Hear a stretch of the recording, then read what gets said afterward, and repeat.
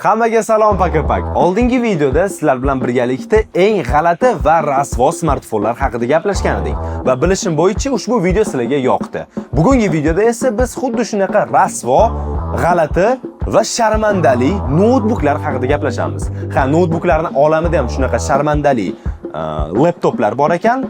Xullas, biz boshladik. Commodore 64 laptop. Bu noutbuk nafaqat o'zining noodatiy va g'alati dizayni bilan mashhur, balki uni o'rnatish va ishlatish jarayonida yuzaga kelgan ko'plab muammolar bilan tanilgan. Commodore 1982-yilda Commodore International tomonidan ishlab chiqarilgan mashhur personal kompyuter edi. Bu dastlabki uy kompyuterlaridan biri bo'lib, o'z vaqtida juda muvaffaqiyatli bo'lgan. Ammo 2000-yillarning boshida kompaniya Commodore 64 ning prototip versiyasini yaratishga qaror qildi. Commodore 64 laptop. Texnik jihatdan bu noutbuk juda past imkoniyatlarga ega edi. 8 bitli protsessor va 64 kilobayt xotira zamonaviy kompyuterlar bilan taqqoslaganda juda sekin va yomon ishlardi. Shu sababli undan kundalik ishlarda foydalanish juda qiyin bo'lgan. U hatto oddiy veb sahifalarini ocha olmasdi, lekin eski DOS dasturlarini ishlata olardi. Bu noutbukning yana katta asosiy minuslaridan biri bu keng qo'llanadigan portlar va internetga ulanish imkoniyati yo'qligi edi. Kompyuterdan internetga ulanib ishlatish uchun faqatgina modem bo'lgan. Boshqa imkoniyat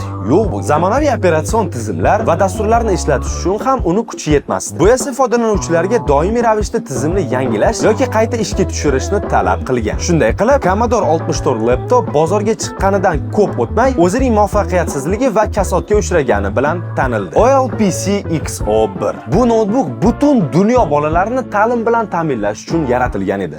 Lekin g'oya zo'r bo'lsa ham unchalik natija yaxshi bo'lmadi. Uning asosiy maqsadi dunyodagi eng kambag'al mamlakatlardagi bolalarga kompyuterlarni taqdim etish, ularga ta'lim olish imkoniyatlarini kengaytirish edi. Tashkilot bu noutbukni juda arzon narxga ishlab chiqarishga harakat qilgan va uning narxi $100 atrofida bo'lishi kerak edi. U 7,5 dyuymli ekran, yosh bolalar uchun moslashtirilgan klaviatura va mustahkam korpusga ega edi. Uning asosiy xususiyatlaridan biri 180 darajaga aylanadigan va sensorli ekrani bo'lgan. Ammo bu noutbukning texnik jihatlari ko'plab muammolarga olib keldi. X01 256 MB operativka va 433 MHz protsessori bilan zamonaviy dasturlarni ishlashi juda sekin edi. Bundan tashqari, ekranning kichkinaligi va past pikselli aniqligi ham bolalar uchun o'qish va ishlashni qiyinlashtirdi. Qolaversa, unda ham yangi dasturlar va brauzerlardan foydalanish rosa ham qiyin bo'lgan. Ikkinchi muammosi esa batareyaning qisqa muddatga chidashi edi. OLPC X01 faqat 4-6 soat ishlaydi. Bu esa kun davomida ta'lim olish uchun yetarli emas edi. Batareya uzoq safar va qishloq hududlarida muammo tug'dirdi. Bularga sabab esa yuqorida aytganimizdek noutbuk narxi arzon bo'lishi kerakligi tufayli ko'plab texnik jihatlari o'zgartirilgan edi. $100 narxdagi maqsadni amalga oshirish uchun juda ko'p imkoniyatlardan voz kechildi. Shuning uchun batareyka,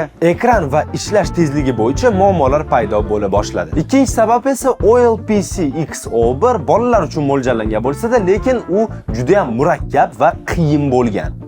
Ya'ni bolalar ishlatish olmagan. Eng katta muammolardan bittasi bu internetga ulanib ta'lim olish bo'lgan. Ya'ni endi rivojlanayotgan mamlakatlarda internet umuman bo'lmagan. Bu degani esa noutbuk kerak emas degani. Ya'ni buyum bo'lib qoldi degani. Lenovo ThinkPad W700DC. W700DC birinchi navbatda o'zining kengaytirilgan ekran xususiyati bilan ajralib turadi. Ushbu noutbukning 17 dyuymli asosiy ekrani va qo'shimcha ekranni o'z ichiga olgan dizayni uni juda noyob qiladi. Ammo bu noutbukning ikki ekranli dizayni ko'plab foydalanuvchilar uchun katta noqulayliklarni keltirib chiqardi. Ushbu qo'shimcha ekran birinchi qarashda juda foydali bo'lib ko'rinishi mumkin. Ammo uni o'lchami va joylashuvi noutbukni juda og'ir va hajmli qilgan. Bu noutbukni olib yurish yoki tashishga juda noqulay bo'ldi. Ko'plab foydalanuvchilar bu qo'shimcha ekranni ishlatishda qiyinchiliklarga duch keldi. Chunki u mobil ishlash uchun mos kelmas edi. Lenovo ThinkPad W700DC ning yana bir katta kamchiligi uning og'irligi va o'lchami. Ushbu noutbuk 4-5 kilogramm og'irlikda. Bu esa uni mobil ishlash uchun mutlaqo yaroqsiz qilgan. Oddiy foydalanuvchilar uchun bu noutbukni har joyga olib yurish juda noqulay edi. Qolaversa, uni narxi juda baland bo'lgan va shu sabab ko'pchilik uni sota olmadi. Dell Latitude 2100. Dell Latitude 2100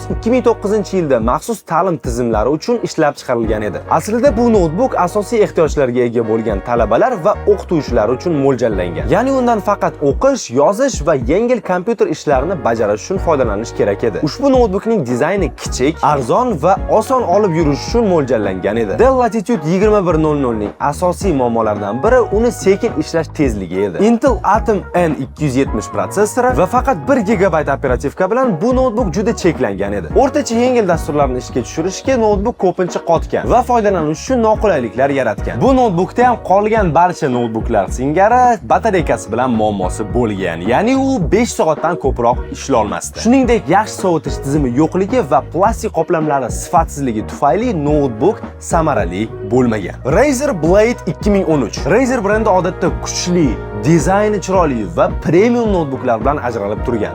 Lekin 2013-yilda ular sal bitta xato qilib qo'yishgan. Avvaliga siz Razer Blade 2013 ni ko'rsangiz, o'ylaysizki, "Wow, bu haqiqiy gaming laptop." O'zining qora alyumin korpusi, Razer logotipi va nozik dizayni bilan u MacBookga o'xshash edi. Ammo dizayn faqat ko'rinish uchun bo'lgan edi. Texnik xususiyatlarini ko'rib, gamerlar shokka tushishdi. Ekran o'lchami esa 1600 ga 900. Bu notebookni ishlatgan odamlar ultra yoki high sozlamalar haqida umuman o'ylashmasdi. Siz faqat low yoki potato mod variantlarida o'ynashingiz mumkin edi. Va nihoyat gaming notebookning eng katta minusi esa bu o'yin paytida 15 minutdan so'ng qo'lingiz yaxshigina kuyishi mumkin edi. Bunga sabab esa injenerlar notebook ichiga faqatgina bitta ventilyator joylashtirishgan va u ham o'zi xohlasa ishlardi, xohlamasa ishlamasdi. Bunaqa kuchli protsessor va skemalarni sovutish uchun o'sha ventilyator qanaqa shovqinda ishlashini ham o'zingiz tasavvur qilavering. Siz faqatgina bitta o'yin o'ynaysiz, 10 daqiqada FPS 60 dan 20 ga tushadi. Chunki protsessor issiqlik tufayli o'z kuchini kamaytiradi. Razer Blade 2013 shunaqangi yomon ekan, endi narxi menimcha arzon bo'lsa kerak deb o'ylasangiz,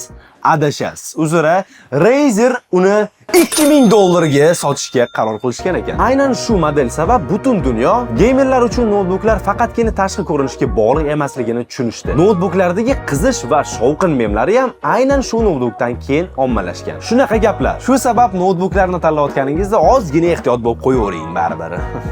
Yuqorida aytib o'tilgan notebooklarimizdan bittasini tanigan bo'lsangiz, unda izohlarda обязательно yozib qoldiring. Sizlar bilan men Aqror bo'ldim. Sizlarning isminglarni bilmayman. Xayr. Sog' bo'linglar.